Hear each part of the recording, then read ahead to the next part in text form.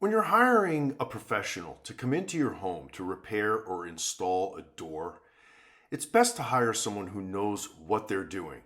These are the sights and sounds of a true door professional. I always want the edge of the door to line up with the edge of our jamb when it's closed. They usually have about an 1/8 inch bevel, so you know if you take off that bevel. A professional has the specialty tools to do the job correctly. We already got our width and our height taken care of. A professional knows how to use his specialty tools in unusual circumstances and tight spaces, and he'll have exacting standards. Side looks perfect. So let's go on this side.